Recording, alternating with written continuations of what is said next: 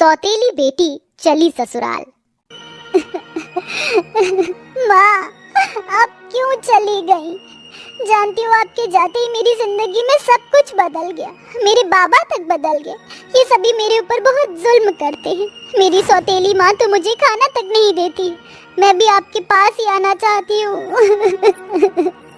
हो गए तेरे फिल्मी डायलॉग पूरे? तो अब जल्दी से नीचे आ जा, मुझे तुझसे काम करवाने हैं। मैं आज आपका कोई भी काम नहीं करूंगी, फिर चाहे आप जो मन चाहे वो कीजिए। अच्छा, अब तू मुझसे जुबान चलाएगी तो कभी तेरे बाप को बुलाती हूँ, अब वो ही तेरी अकल को ठिकाने लगाएगा। दिनेश जी, दिनेश जी। हाँ बोलो मेरी गंगा, इतना क्यों चिल्ला रही हो? अपनी बेटी को देखो, ये मुझसे जुबान लड़ा रही है। इसकी ये हिम्मत! जान, मैंने तुम्हें कितनी बार बोला है कि जब भी ये अपने औकात को भूल जाए तो तुम इसे इसकी औकात बेझिझक याद दिला दिया करो। वो तो मैं कर दूंगी, लेकिन तुम्हारी बेटी अब मेरे काबू में नहीं रही है, इसलिए अब इसे तुम ही बताओ। आप बेवजह ही मेरे बाबा को मेरे खिलाफ मत भड़काओ, जल्लाद औरत।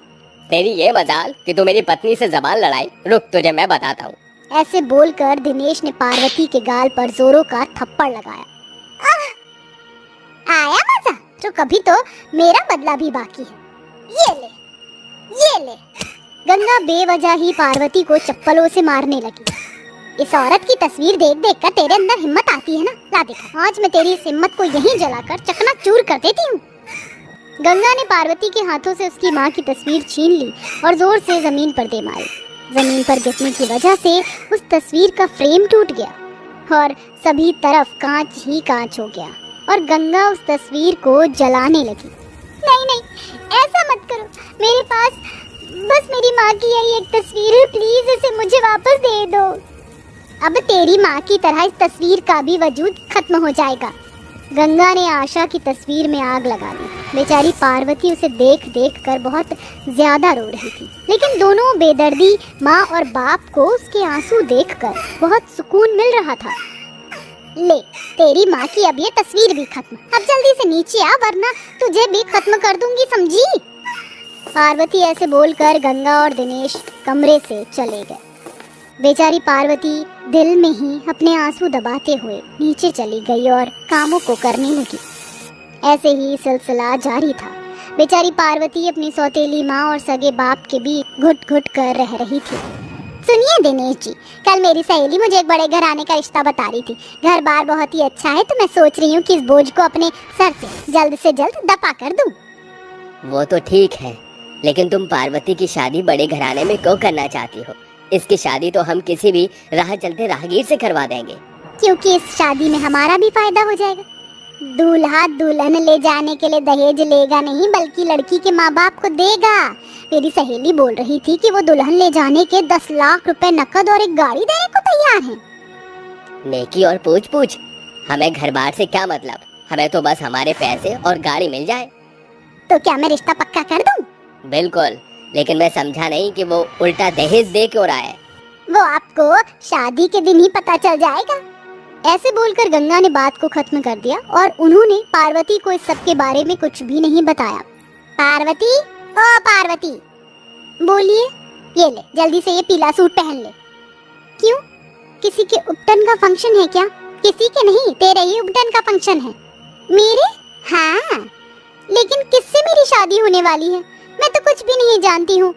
तुझे कुछ जानने समझने की जरूरत भी नहीं है, बस जैसे हम बोल रहे हैं वैसे ही करती रहे, और इससे आगे मैं कुछ भी सुनना पसंद नहीं करूँगी। गंगा की बात सुनकर पार्वती ने अपने कपड़े बदल लिए। पता नहीं मेरे शैतान जैसे माँ बाप ने मेरे लिए किस शैतान को चुना होगा। ये दोनों मेरा भला तो कभी नहीं चाहेंगे। खैर, मैं कर भी क्या सकती हूँ, इनकी कैद में भी मरी रही हूँ, तो मुझे अब परवाह नहीं। हे दुर्गा माँ, बस तू मेरी रक्षा करना। पार्वती डरती हुई उपटन के लिए तैयार हुई और गंगा ने उसकी हल्दी का फंक्शन किया। ऐसे ही देखते देखते मेहंदी वगैरह की रस्म भी हो गई और आज शादी का दिन था, लेकिन अभी तक भी पार्वती ने अपने होने वाले पति को नहीं देखा था।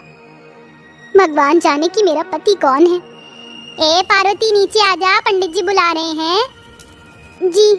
पार्वती पंडित के बुलाने पर मंडप में आ गई। मंडप में दूल्हा तो बैठा हुआ था, लेकिन उसकी शक्ल दिखाई नहीं दे रही थी। उसके चेहरे पर फूलों का सहरा डला हुआ था। इसका तो मुंह भी दिखाई नहीं दे रहा है। अच्छा है, अब इसकी शादी हो जाएगी और ये बवाल हमारे सर से दफन हो जाएगा। हाँ, फिर हमें इसकी मनहूस शक्ल देखनी नहीं पड़ेगी।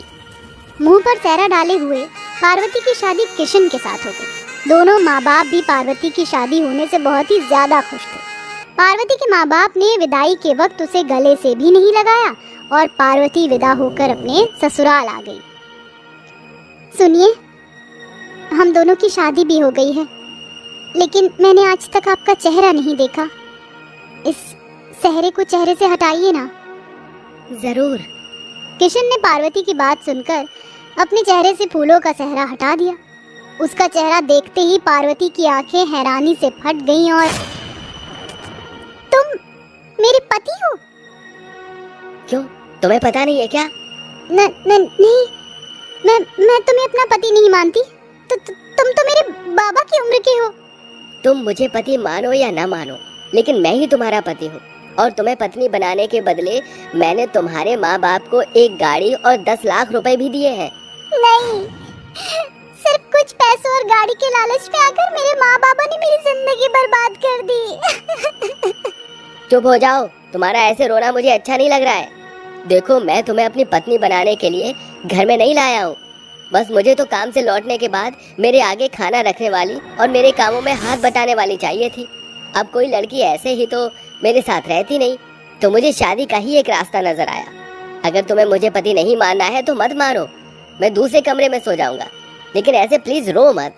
किशन ऐसे बोलता हुआ दूसरे कमरे में चला गया। वो एक बहुत ही बड़ा बिजनेसमैन था।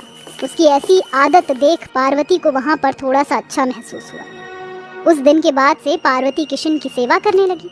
वो उसे पति तो नहीं मानती थी, लेकिन एक अच्छी लड़की की तरह वो उसका ख्याल रखती थी और बिजनेस के भी कामों में उसका हाथ बटाती।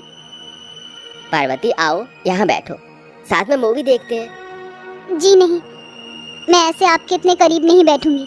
कोई काम हो तो बताइए। नहीं, रहने दो, तुम जाकर आराम कर लो। पार्वती कमरे में चली गई। किशन को पार्वती का खुद से यूं खफा खफा रहना अच्छा नहीं लगता था, लेकिन वो क्या कर सकता था। एक दिन पार्वती की बहुत ज्यादा तबीयत खराब हो गई। उस दिन पूरे समय वो बिस्तर पर रही और ऐसी हालत में किशन अपने सारे कामों को छोड़कर बस पार्वती की सेवा ही करता रहा। उसका ऐसा बर्ताव और फिक्र देख पार्वती को किशन के प्रति अपने बेरुखे व्यवहार की वजह से बुरा लगा और उसने उससे माफी मांगी। किशन जी, मुझे माफ कर दीजिए। मैं आपके साथ बहुत बुरा सलूक कर रही थी, पर अब मैं समझ गई हूँ कि रिश्तों में उम्र कोई मायने नहीं रखती। मैं आपसे आपकी पत्नी हूँ और ये बोलते हुए भी मुझे बहुत खुशी हो रही है। सच? आखिरकार मैंने तुम्हारा दिल जीत ही लिया पार्वती। अब तुम ऐसे माफी मत मांगो। मैं जानता हूँ कि तुम्हारे माँ बाप कितने लालची हैं और तुमने यहाँ कैसी जिंदगी जी है, लेकिन मैं तुमसे वादा करता हूँ कि अब तुम सिर्फ खुशियाँ देखोगी, सिर्फ खुशियाँ, और अपने लालची माँ बाप के बारे में सोचने की भी तुम्हें कोई जरूरत नहीं है। किशन का अपने लिए प्यार देख पार्वती को बहुत खुशी हुई और उसने किशन को गले लगा लिया। अब से किशन और पार्वती बिल्कुल पति पत्नी की तरह ही रहते थे। अब पार्वती की जिंदगी से दुखों का नामो निशान मिट चुका था और पार्वती अपने पति के साथ खुशी खुशी रहती थी।